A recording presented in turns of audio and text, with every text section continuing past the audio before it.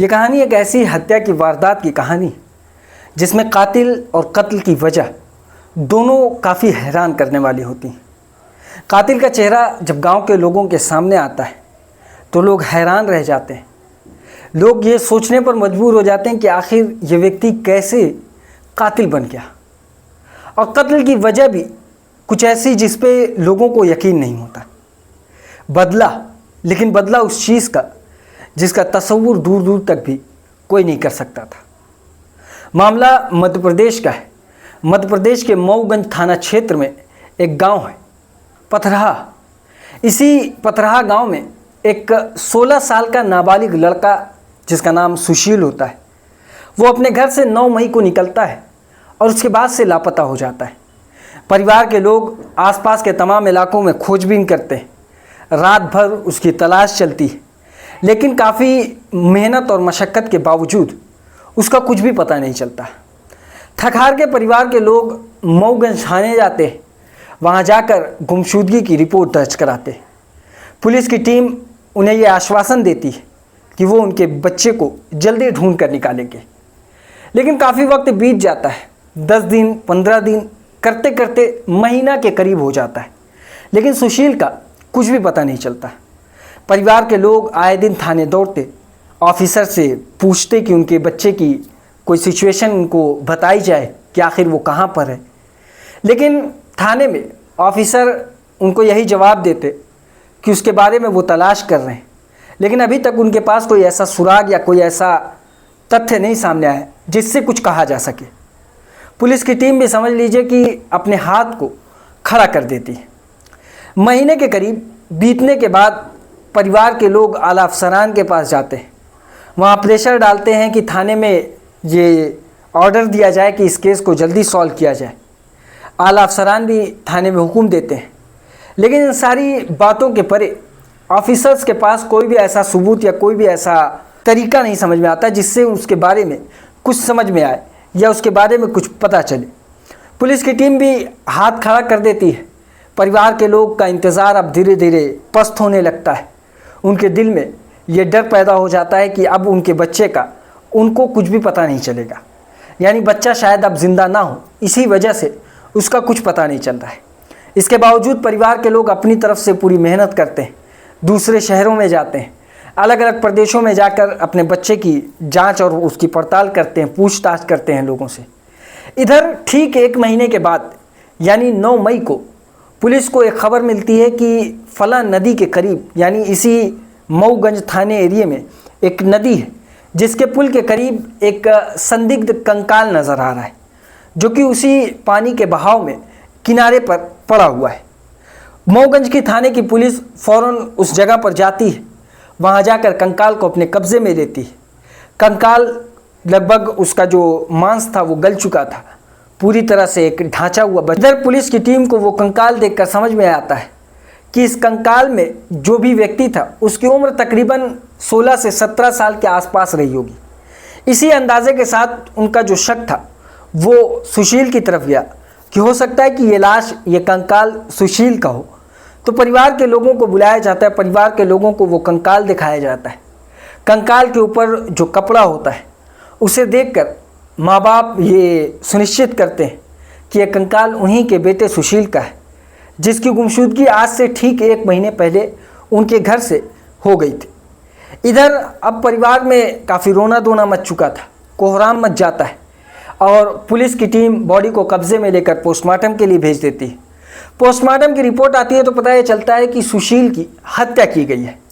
हत्या उसके गले को घोंट कर की गई है। बहुत से ऐसे आसार उस कंकाल से फॉरेंसिक टीम को मिलते हैं जिससे अंदाज़ा लगाया जाता है कि इसके ऊपर तशद्दुद किया गया है, यानी इसको जुल्म का निशाना बनाया गया है, जिससे इसके शरीर यानी उस कंकाल के ऊपर भी कुछ आसार दिख रहे हैं।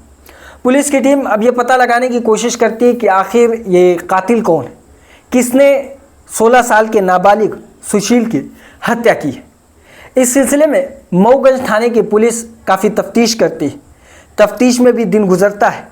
10 दिन 15 दिन करते करते महीना यहाँ पर भी पूरा हो जाता है। पुलिस की टीम को कुछ भी क्लू नहीं मिलता, ना कातिल का पता होता है और ना ही कत्ल की वजह का। पुलिस की टीम तफ्तीश को आगे बढ़ाती है, महीने भर बीतने के बाद पुलिस की एक टीम गांव जाती है। गांव जाकर वो लोगों से पूछताछ करती है।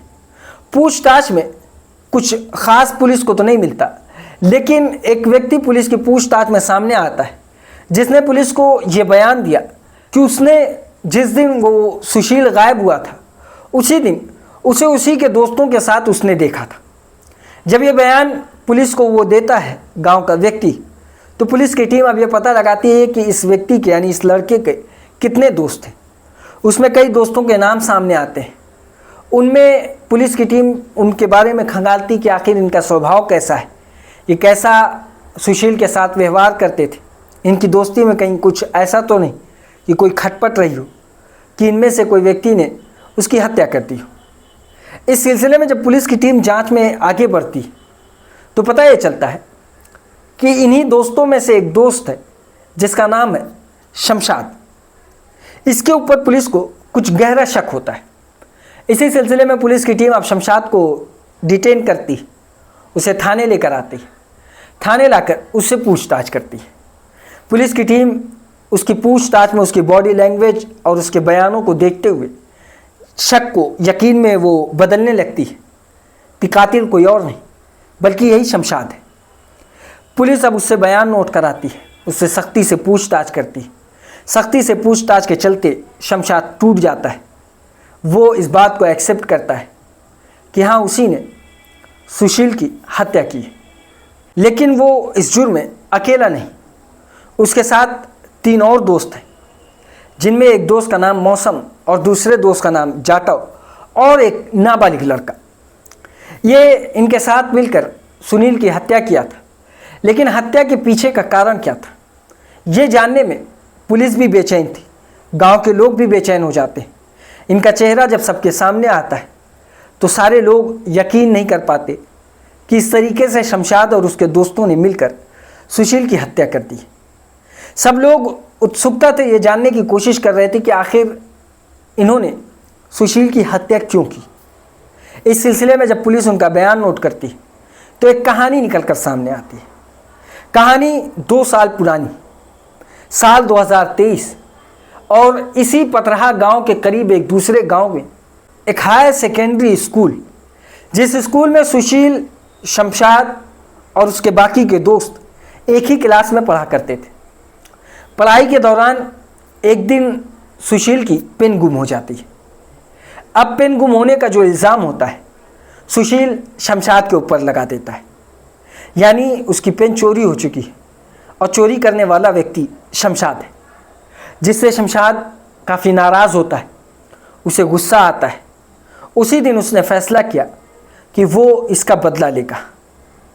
लेकिन बदला लेने के लिए उसने तारीख 2 साल के बाद की चुनी। इस बीच एक एक दिन वो प्लान करता किस तरीके से सुशील को रास्ते से हटाना है, उसके लिए वो अलग अलग तरीका ढूंढता। इन्हीं तरीक़ों के चलते वो एक आखिरी तरीका जिसको अंजाम में लाता है, वो ये था कि जब दुश्मनी होती, दुश्मनी के कुछ वक्त के बाद शमशाद सुशील से दोबारा दोस्ती कर लेता है। दोस्ती हो जाने के बाद वो प्लान के तहत 9 मई को रात में करीब 8-9 बजे वो उसे अपने साथ एक सुनसान इलाके में लेकर जाता है। वहाँ लेकर जाकर गला घोट कर उसकी हत्या करता है और हत्या करने के बाद उसी पुल से उसे नीचे फेंक देता है, जिससे सुशील की मौत हो जाती है। मौत के बाद उसी पानी में उसके शरीर गल जाते हैं। पुलिस की टीम को 1 महीने के बाद उसके बारे में पता चलता है। तफ्तीश में भी 1 महीने का वक्त लगता है, जिसके बाद कातिल शमशाद, जाटव और मौसम और उसके अलावा एक नाबालिग लड़का गिरफ्तार कर लिया जाता है। पुलिस इन लोगों को न्यायिक हिरासत में भेजती है। गांव में कोहराम मच जाता है कि कैसे गांव के ही कुछ व्यक्तियों ने, गांव के ही कुछ लड़कों ने, जिसमें नाबालिग लड़का भी शामिल, एक दूसरे नाबालिग लड़के की हत्या कर देते हैं। इससे पूरा गांव गमगीन रहता है। पूरे गांव में शोक की घड़ी हुई। जिसकी हत्या हुई उसके घर में तो मातम पसरा ही था, लेकिन हत्या करने वालों के घर में भी एक अलग कोहराम मच जाता है। यह थी आज की कहानी। इसी तरह की और कहानी सुनने के लिए हमारी इस वीडियो को लाइक करें, हमारे चैनल को सब्सक्राइब करें और बेल आइकन को ज़रूर दबाएं।